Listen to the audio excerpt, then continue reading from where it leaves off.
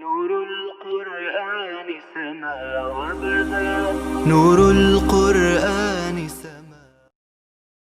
الحمد للہ رب العالمین والصلاة والسلام علی سید الانبیاء والمرسلین وعلی آلہ واصحابہ اجمعین. اما بعد فاعوذ باللہ من الشیطان الرجیم. بسم اللہ الرحمن الرحیم. وکذبوا بآیاتنا کذابا وقال تعالی لا يسمعون فيها لغوا ولا کذابا. صدق اللہ مولانا العظیم. محترم ناظرین و سامعین و مشاہدین الکرام، میں نے آپ احباب کے سامنے سورہ نبأ کی آیت نمبر 28 اور آیت نمبر 35 تلاوت کی، اور ان دونوں آیتوں میں سے جس لفظ کا آج ہم نے انتخاب کیا ہے وہ ہے لفظ کذابا. اور اس لفظ کے انتخاب کرنے کی وجہ یہ ہے کہ لفظ ایک ہے لیکن اس کی تشکیل دو طریقوں سے ہے.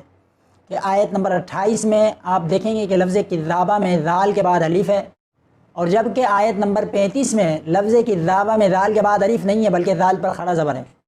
اب اگر آپ اس صورت کی آیت نمبر 28 کا ترجمہ کرتے ہیں وَكَذَّبُوا بِآيَاتِنَا كِذَّابًا، اور ان لوگوں نے ہماری آیات کی تکذیب کی. اسی طرح آیت نمبر 35 کا اگر آپ ترجمہ کرتے ہیں لا يسمعون فيها لغوا ولا كذابا، کہ یہاں اہل جنت کی بات ہو رہی ہے کہ وہ اہل جنت یعنی جنتی لوگ جنت میں لا يسمعون فيها، کہ وہ نہیں سنیں گے اس جنت میں لغوا کوئی بیہودہ بات ولا کذابا اور نہ ہی کوئی جھوٹ بات. یہ ان دونوں آیتوں کا سادہ ترجمہ تھا، لیکن اگر ان دونوں آیتوں میں لفظ کذابا کی بناوٹ پر غور کرتے ہوئے ان دونوں آیت کا ترجمہ کرتے ہیں تو اب معنی پہلی آیت کا یہ بن جائے گا وَكَذَّبُوا بِآيَاتِنَا كِذَّابًا، کہ ان لوگوں نے ہماری آیات کی بے حد تکذیب کی.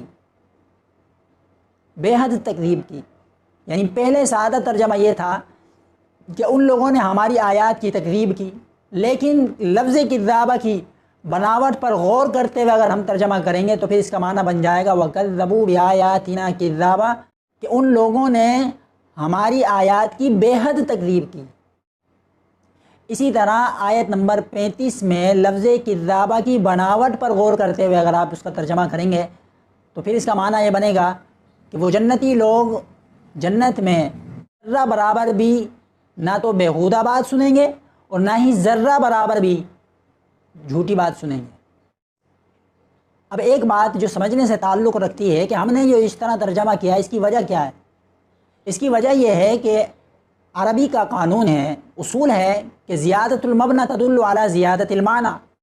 عربی گرامیٹیکل رولز کے مطابق ایک قاعدہ یہ بھی ہے کہ اگر لفظ میں حروف کی زیادتی پائی جائے تو پھر معنی میں زیادتی پائی جاتی ہے، اور اگر لفظ میں حروف کم ہوں تو معنی میں بھی کمی آ جاتی ہے. اب یہاں پر آیت نمبر 28 پر اگر آپ غور کریں تو لفظ کذابہ میں 5 حروف ہیں، کاف، ذال، الف، با اور الف. جبکہ آپ آیت نمبر 35 میں اگر غور کریں تو وہاں پر لفظ کذابہ میں حروف 5 نہیں ہیں بلکہ 4 ہیں. تو اب جس لفظ میں حروف زیادہ ہیں تو اس کے معنی میں ہم زیادتی کر دیں گے، اور جہاں حروف لفظ میں کم ہیں تو وہاں اس لفظ کے معنی میں کمی آ جائے گی. تو اب بات بالکل واضح ہو جاتی ہے کہ لفظ کذابہ جو پہلے ہے کذبوا بآیاتنا کذابا، کہ ان لوگوں نے ہماری آیتوں کی بے حد تکذیب کی. یہ جو بے حد کا ترجمہ کیا یعنی کہ انہوں نے تکذیب میں مبالغہ آرائی کی، تو معنی میں جو زیادتی کی گئی وہ اس وجہ سے کی کہ لفظ کے اندر حروف زیادہ ہیں. اور وہاں پر لا يسمعون فيها لغوا ولا كذابا میں کہ وہاں لفظ کذابہ میں حروف 4 ہیں، تو وہاں ایک حرف کم ہو گیا. تو جب حرف کم ہوا تو اس کے معنی میں بھی کمی آ گئی. ہر اعتبار سے قرآن کی خدمت کی گئی ہے، اس کی بناوٹ کے اعتبار سے بھی اس کی خدمت کرنے والے موجود ہیں.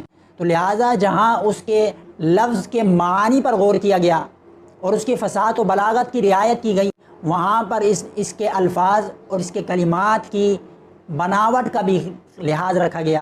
اللہ تبارک و تعالی سے دعا ہے کہ اللہ تبارک و تعالی ہم سب کو علم نافع عطا فرمائے. وما علینا الا